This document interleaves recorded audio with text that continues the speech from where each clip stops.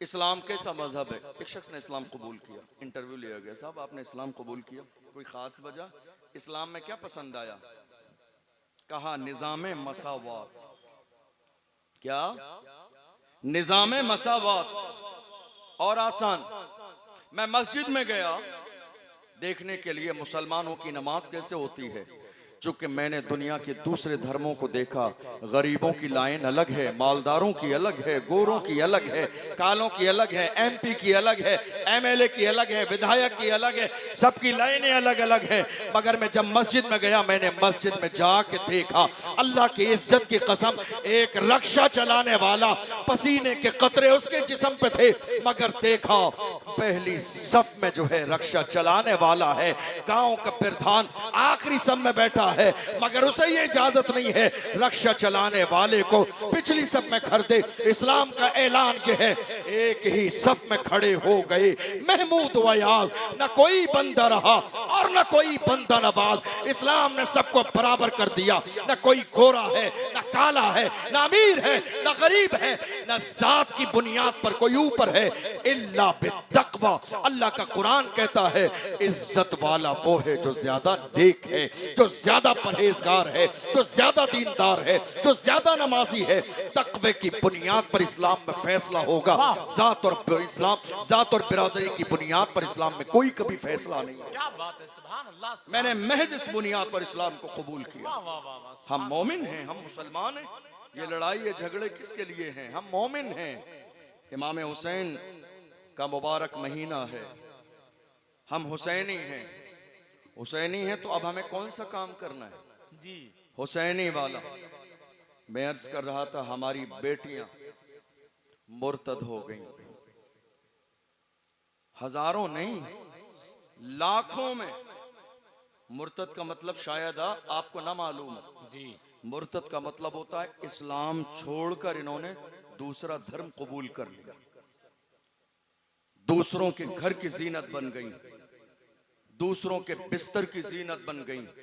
इस्लाम छोड़ दिया, दीन छोड़ दिया, कुरान छोड़ दिया, कलमा पढ़ने वाले लोग छोड़ दिए। आप जानते हो ये हुआ क्यों?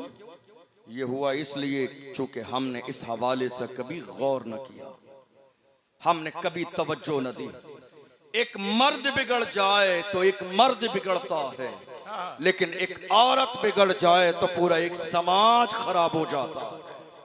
जी सच है। हमारे यहाँ कोई इंतजाम नहीं है हमारी बेटियों के लिए। हमारे यहाँ लड़ाई हो रही है, झगड़े हो रहे हैं, फसाद हो रहे हैं। यार खुदा के बंदो, किसी दिन तो तुम एक मैदान में बैठकर कम से कम इतना तो गौर कर लो, दुनिया किधर जा रही है, मुल्क किधर जा रहा है, हालात किधर जा रहे हैं। मुल्क के हालात ऐसे हैं, दुनिया की सारी कौमें हमें अपने पैरों के नीचे मसल देना चाहती है, दुनिया की सारी कौमें पैरों के नीचे कुचल देना चाहती है।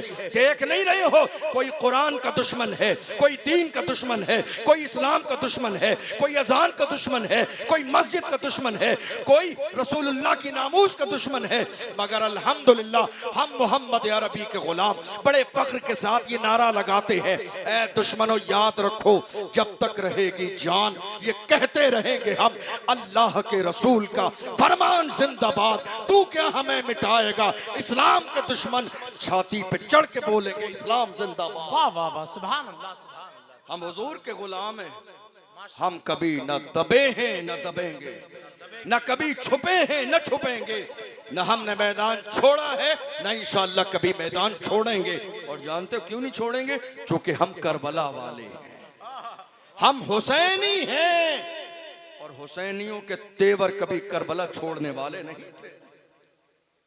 आज हम इस महफिल में शिरकत कर रहे हैं, मगर अलमिया इस बात का है कि हमारे जवान आज बुराइयों की दहलीज पर जा रहे हैं। थोड़ी देर के मजे के लिए, थोड़ी देर की लज्जत के लिए, थोड़ी देर के ऐश के लिए। आओ मैं तुम्हें बताऊं, तुम चैन और सुकून की जिंदगी गुजार रहे हो, नर्म नाजुक बिस्तर पे तुम्हें नींद आती है और तुम अपने आप को हुसैनी कहते हो, और उसके बाद रसूलुल्लाह के दीन की मुखालिफत करते हो। जरा गौर करो, तुम्हें आशिक़ रसूल देखना है, तुम्हें सच्चे मोमिन देखना है, तो चलो फलस्तीन की सरजमीन पर सच्चे आशिक़ रसूल देख लो। चलो फलस्तीन की सरजमीन पर सच्चे मोमिन देख लो, चलो फलस्तीन की सरजमीन पर सच्चे ईमान वाले देख लो, चलो फलस्तीन की सरजमीन पर मस्जिदों के मुहाफिज देख लो, चलो फलस्तीन की सरजमीन पर हुजूर की इज्जत के मुहाफिज देख लो, चलो फलस्तीन की सरजमीन पर मर्द मुजाहिद देख लो, चलो फलस्तीन की सरजमीन पर इस्लामी गैरत रखने वाले जवान देख लो, चलो फलस्तीन की सरजमीन पर रमजान के महीने में जब हमारे मोहल्ले में कुरान की तिलावत हो रही थी, नमाज तरावी पढ़ी जाती थी, लोग अपनी पेशानी को अल्लाह के सामने झुकाते थे, मगर ये हमारे जवान थे जो मस्जिदों के बाहर बैठे रहते थे, जो चिकन और मटन खाते रहते थे, मस्जिदों में जाना नहीं चाहते थे, कुरान सुनना नहीं चाहते थे, तरावी सुनना नहीं चाहते थे। अलम तरा कैफ फ़अल रब्बुका बि अस्हाबिल फील, तलाश करते हैं कोई ऐसी मस्जिद मिल जाए जहां तो थोड़ी सी तरावी हो, थोड़ी सी मुख्तसर तरावी हो। फिर कहते हो नहीं साहब हम मस्जिद अक्सा वाले हैं, तो मस्जिद अक्सा वाले कैसे हो? आलीशान एसी लगी हुई मस्जिद में तुमने सजदा न किया, पर अल्लाह की इज्जत की कसम मलबे के ढेर पर भी सजदे किए हैं फलस्तीन के जवानों ने, टूटे ढेर पर भी सजदे किए हैं फलस्तीन के जवानों ने, टूटी इमारतों पे सजदे किए हैं फलस्तीन के जवानों ने, टूटी मस्जिदों की दीवारों पे सजदे किए हैं फलस्तीन के जवानों ने, टूटे हुए मिंबरों मेहराब पे सजदे किए हैं फलस्तीन के जवानों ने, भूखे रह के सजदे किए हैं फलस्तीन के जवानों ने, प्यास की शिद्दत को बर्दाश्त किया है फलस्तीन के जवानों ने, खाको खून में बीवी को तड़पते देखा है फलस्तीन के जवानों ने, खाको खून में बच्चे लिलकते देखे हैं फलस्तीन के जवानों ने। अल्लाह अकबर, एक माँ है जिसकी गोद में 6 महीने का इकलौता बेटा है, सर अलग है धड़ अलग है, मगर अल्लाह अकबर देखो, हिम्मत देखो, अज़्म देखो, हौसला देखो, गोद में लेके कहती है जान दे दी थी उसी की थी, हक तो ये है कि हक अदा न हुआ। कौन? फलस्तीन के जवान। अल्लाह अकबर, हमने तारीख में मुजाहिद की तारीफ पढ़ी थी, हमने आशिक रसूल के बारे में सुना था, मगर अल्लाह सलामत रखे हमारी इन आंखों को, हमने अपने माथे की आंखों से देख लिए मस्जिदों के मुहाफिज कैसे होते हैं, दीन के मुहाफिज कैसे होते हैं, दीन पर मरने मिटने वाले कैसे होते हैं।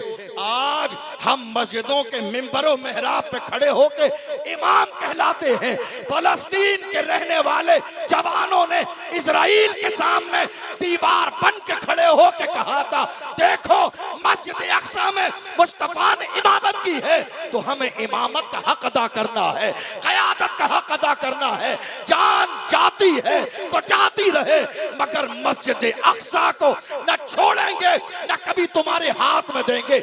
इसलिए कि मस्जिद अक्सा के दरो दीवार की हिफाजत के लिए सलाहुद्दीन अय्यूबी ने अपने जाबाजों को शहीद कराया है, तब जाके मस्जिद अक्सा पर इस्लाम का झंडा लहराया। नारे तकबीर! सारे लोग जरा अपने हाथों को उठाकर जवाब दें, नारे तकबीर, नारे रिसालत, नारे हैदरी, फैजान शहीद आजम, मसलके आला हजरत, सर जमीने सलपुरा, हजरत लामा मुफ्ती अशरफ जिलानी अजहरी। आज लोग आपसे पूछ रहे हैं अहले बैत की मोहब्बत से क्या होता है? मैं कहता हूँ अहले बैत की मोहब्बत लोगों के दिलों से बुज़दिली निकाल देती है।